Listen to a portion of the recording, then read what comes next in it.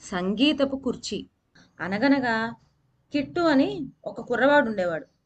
వాడు చూపులకు చిన్నవాడే గాని చేసే పనులన్నీ వింతగా పరిణమించేవి. ఒకప్పుడు అతను మిరపగింజలు పాతిపెట్టాడు. అదేం చిత్రమో గాని అవి మిరపకాయలకు బదులు తీయటి ఫలాలు పండినాయి. కిట్టుని చూస్తే పిల్లలకు పెద్దలకు అందరికీ ఆనందమే. అందుకనే అందరూ అతన్ని కిట్టుమామ కిట్టుమామ అని పిలిచేవారు. కిట్టుమామకు ఈ పని చేతనవును, ఇది చేత కాదు అన్నమాట లేదు. ఎవ్వరికి ఏ పని కావాల్సినా చేసి పెట్టేవాడు. అంత మంచివాడు కిట్టుమామ.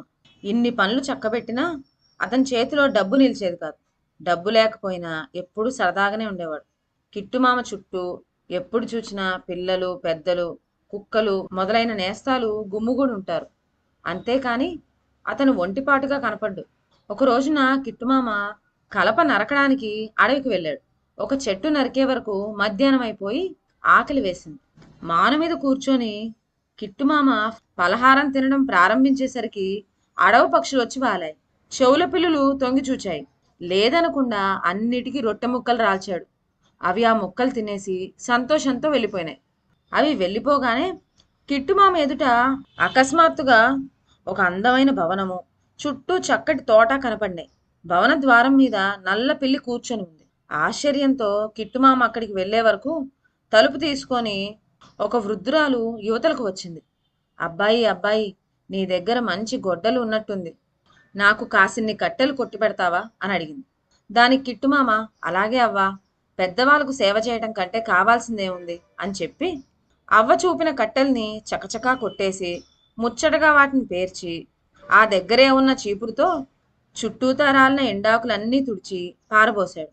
అతని శ్రద్ధకు భక్తికి అవ్వ సంతోషించి, నాయనా, చెప్పిన పని చక్కగా చేసి పెట్టావు. నీ కష్టానికి ఏం కావాలో కోరుకో అన్నది. నేను పడిన కష్టమేమీ లేదు. నీ చల్లని చేత్తో గుక్కెడు మంచినీళ్ళు ఇస్తే చాలు అన్నాడు కిట్టుమామ. వృద్ధురాలు కిట్టును లోపలికి రమ్మంది. అతను మర్యాద కోసం కాలిజోలు విప్పి బయటికి వదిలి లోపలికి వెళ్ళేసరికి లోటాతో తీయటి పాలు తెచ్చి ఇచ్చింది. అబ్బాయి, నిన్ను నీ గుణాలను చూడగా నాకు సంతోషమైంది. నిన్ను ఆశీర్వదించి ఒక బహుమతి నీకు ఇయ్యదలిచాను. కనుక ఈ భవనంలో కనపడే వాటిల్లో ఏది కావాలో కోరుకో అన్నది. నాలుగు దిక్కులు చూచి కిట్టుమామకు ఒక మూలనున్న పడక కుర్చీ మీద దృష్టి నీడింది.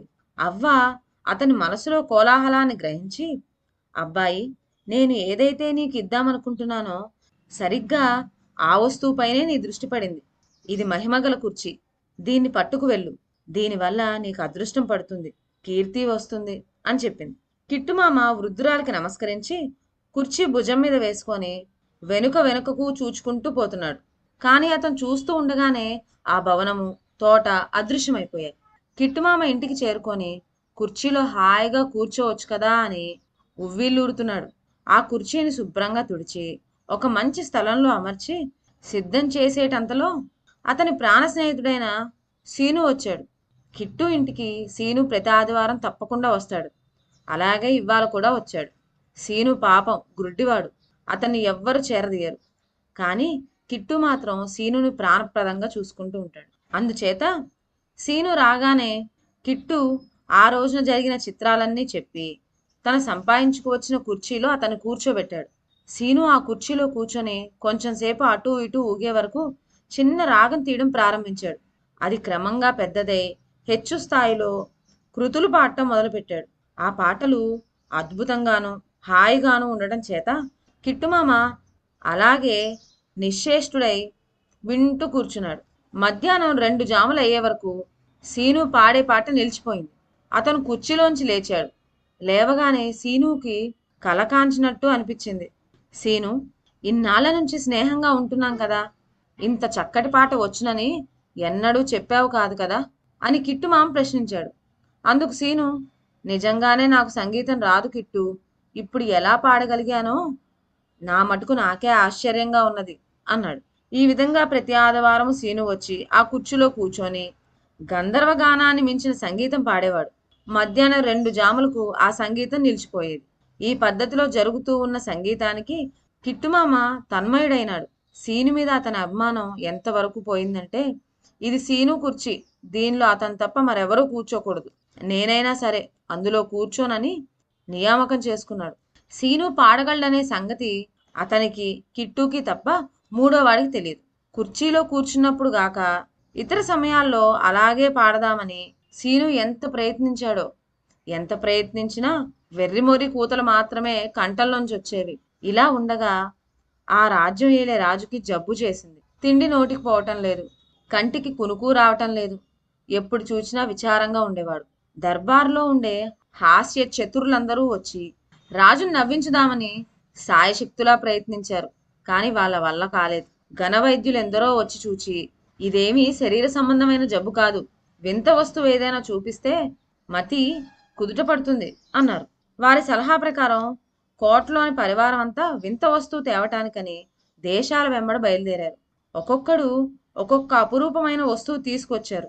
కానీ అందులో ఒక్కటి రాజుగారికి పనిచేయలేదు. పరివారంలో ఒకడైన వేణు రాజభక్తి పరాయణుడు. వాడు తిరిగి తిరిగి కిట్టుమామ ఇంటి సమీపానికి వచ్చేసరికి ఆ సమయంలో సీను గానం చేస్తూ ఉన్నాడు. వేణు నిశ్చేష్టుడై ఆ గానం వినేసరికి అతని శరీరంలో బాధలన్నీ తొలగిపోయి కొత్త ఉత్సాహం ప్రవేశించింది. వెంటనే కోటకు చేరుకొని ఈ సంగతి రాజుతో చెప్పగానే ఆ చిత్రమైన పాటగాడెవరో వాణ్ణి వెంట పెట్టుకుని రమ్మని రాజు ఆజ్ఞాపించాడు. వేణు కిట్టుమామ కుటీరానికి వెళ్ళి వాళ్ళిద్దరినూ రాజు వద్దకు రమ్మని పట్టుబట్టాడు. మాకే విధమైన సంగీతము రాదు అని వారు గోల పెట్టారు. వాళ్ళు సిగ్గుపడుతున్నారనుకొని వేణు, మీరు గొప్ప విద్వాంసులయుండి ఎందుకు జంకుతారు?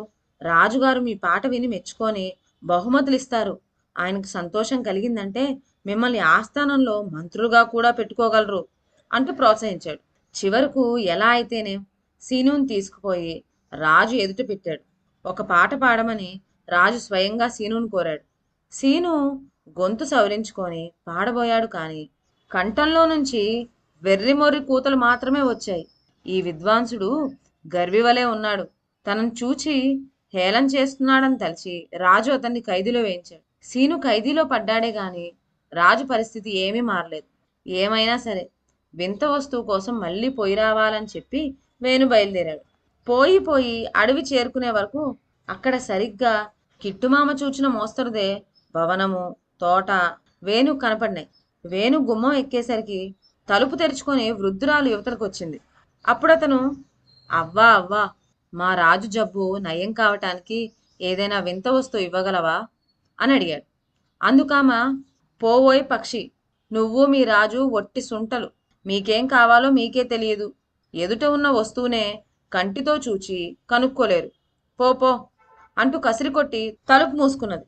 ఈ అవ్వ పొగరబోతులా ఉన్నది, లేకపోతే ఇటువంటి మాటలేమిటి అని వేణు మనసులో అనుకొని మళ్ళీ చూచేసరికి అవ్వలేదు, భవనమూ లేదు. వేణుకి కంగారు పుట్టి కాళ్ళు ఎక్కడికి తీసుకుపోతే అక్కడికి బయలుదేరిపోయాడు. వేణు పోయి పోయి చివరకు మళ్ళీ కిట్టుమామ కుటీరానికే చేరుకున్నాడు. తన ప్రాణ స్నేహితుడైన సీను సంగతి ఏమిటని కిట్టుమామ అడిగేసరికి అతను ఖైదీలో ఉన్నట్టు చెప్పాడు వేణు. కిట్టుమామ చాలా విచారించి, సరే, అయిన దానికి ఏం చేయగలం, ముందు సంగతి ఆలోచిద్దాం, అలా స్థిమితంగా కూర్చోండి అంటూ వేణుని పడక కుర్చీలో కూర్చోబెట్టాడు. కుర్చీలో కూర్చొని ఒక్క నిమిషం అటూ ఇటూ ఊగిన తర్వాత వేణు చిన్న కూనిరాగం ప్రారంభించాడు. క్రమంగా కూనిరాగం పెద్దదే హెచ్చు స్థాయిలో కృతులు పాడటం మొదలుపెట్టాడు. ఆ పాట సరిగ్గా తన మిత్రుడు సీను పాడిన పాటే కావడం చేత వేణు తనను వేలాకోలం చేస్తున్నాడు అనుకొని కిట్టుమామ అతన్ని జబ్బా పెట్టుకొని యువతకు లాగివేశాడు. సరిగమలైనా నోట పట్టని తనకు ఇంత చక్కటి పాట చేతనైనందుకు వేణు ఆశ్చర్యపోయాడు. ఈ వింత వల్ల తప్పక తమ రాజుకు నయమవుతుందని నిశ్చయం తోచింది. వేణు కోటకు పోబోతూ ఉండగా రాజుతో చెప్పి మా సీనుని విడిపించుకుంటా అని చెప్పి కిట్టుమామ కూడా అతని వెంట బయలుదేరాడు. వేణు కోటకు చేరుకునేసరికి రాజు మునపటి కంటే ఎక్కువ విచారంగా కనపడ్డాడు. అప్పుడు వేణు, ప్రభు, నాకిప్పుడు అమరగానం చేయగల శక్తి కలిగింది. ఆ గానం విన్నారంటే మీకున్నటువంటి మౌన విచారం నిమిషంలో తొలగిపోతుంది. చూడండి చిత్రం అంటూ గొంతు సవరించుకొని పాట పాడటం మొదలుపెట్టాడు. అతను ఎంత ఆరాటపడినా కంఠంలోంచి వెర్రిమొరి కూతలు మాత్రమే వెలపడ్డాయి. లోగడ విద్వాంసుడు అనుకొని భ్రమపడి రప్పించిన సీను స్వయంగా రాజు బ్రతిమాలినప్పటికీ వెక్రించినట్టు వేలాకోల కూతలు కూశాడు. ఇప్పుడు మళ్ళీ తనకు నమ్మినబంటు అయినటువంటి వేణుయే తనను హేళన చేశాడు. ఈ సందర్భాలు రాజుకి ఏమీ అర్థం కాక ఈసారి నేను పాడగలనని చెప్పి ఎవడైనా సరే ఎదుటకు వచ్చి నిలబడినా డొక్క చీల్చి డోలు కడతాను అని రాజు మండిపడుతూ వేణుని హెచ్చరించాడు. ఆ రోజుననే రాజుకు ఒక కల వచ్చింది. వృద్ధురాలు రూపంలో ఉన్న దేవకన్య కనపడి, ఏమయ్యా రాజు, గుడ్డివాళ్ళు, కుంటివాళ్ళు, పసిపిల్లలు దేవతలకు మిత్రులున్న సంగతి మరిచావా? నిరపరాధి అయిన మా మిత్రుడి సీనుని ఎందుకు నిర్బంధంలో ఉంచావు? నీ సేవకుడు వేణు మా దేవతల మహిమను భగ్నం చేస్తూ ఉంటే అలా నీవు ఊరుకోవలసిందేనా? నీ తప్పు తెలుసుకో, తెలుసుకొని సవరించుకో అని గద్దించి చెప్పి అదృశ్యమైపోయింది. రాజు వెంటనే సీనుని విడిచిపెట్టి పరివారంతో అడవికి వెళ్ళాడు. అక్కడ భవనము, తోట, ద్వారం మీద నల్లపిల్లి కనపడినాయి. రాజు సరాసరి భవనం లోపలికి పోయేసరికి బల్ల మీద ఒక చిట్టి ఉన్నది. ఆ చిట్టీలో వృద్ధురాలు వెళ్ళిపోయింది, మళ్ళీ రేపే దర్శనం అని వ్రాసి ఉన్నది. సరే, రేపు మళ్ళీ రావచ్చు కదా అనుకొని రాజు ఇంటికి బయలుదేరాడు. దోవలో ఆయనకు కిట్టుమామ కుటీరం తగిలి అక్కడ అమరగానం హాయిగా వినిపించింది. సరాసరి ఆయన ఎంతో ఆనందంతో లోపలికి వెళ్ళేసరికి రాజుగారే స్వయంగా తన కుటీరానికి వచ్చారన్న సంతోషంతో కిట్టుమామ రాజుగారిని ఆ కుర్చీలో కూర్చోబెట్టాడు. కూర్చున్న కొంచెం సేపటికి రాజు చిన్న కూని రాగం ప్రారంభించాడు. క్రమంగా అది పెద్దదై హెచ్చు స్థాయిలో కృతులు పాడటం మొదలెట్టాడు. ఇప్పుడు ఆయన ఏ బాధ లేక హాయిగా కనపడ్డాడు. ఆ మాటున కిట్టుమామ ఉత్సాహంతో ఎగిరి గంతులేసి, సీను, నువ్వు పాడావు, వేణు పాడాడు, అదే పాట ఇప్పుడు రాజుగారు పాడుతున్నారు. ఈ గమ్మత్తంతా కుర్చీలోనే ఉన్నది. నాకు ఆ వృద్ధురాలు దీన్ని ఇచ్చేటప్పుడు ఇది మహిమగల కుర్చీ అని చెప్పింది అన్నాడు. అప్పుడు ఆకాశవాణి, ఈ పాటి రహస్యం తెలుసుకోవటానికి ఇంతకాలం పట్టిందా అంటూ పక్కపక్క నవ్వింది. సరి సరి, నా తప్పు నేను తెలుసుకున్నాను అన్నాడు రాజు. మహిమగల ఈ సంగీతపు కుర్చీని, దాంతోపాటు సీనుని, కిట్టుమామను రాజు తన వెంట తీసుకుపోయాడు. కుర్చీని కోటలో మంచి చోట అమర్చి నాటి నుంచి సీను, కిట్టులను ఆయన తన ఆస్థాన మంత్రులుగా నియమించుకున్నాడు. ఇదండి మన కిట్టుమామ కథ. ఇక సెలవు. నా ఛానల్లోని కథలు మీకు నచ్చినట్లయితే నా ఛానల్ను లైక్ చేసి సబ్స్క్రైబ్ చేయండి. షేర్ చేయడం మర్చిపోవద్దు. కొత్త కథల నోటిఫికేషన్ కోసం బెల్ ఐకాన్ ప్రెస్ చేయండి. Thank you.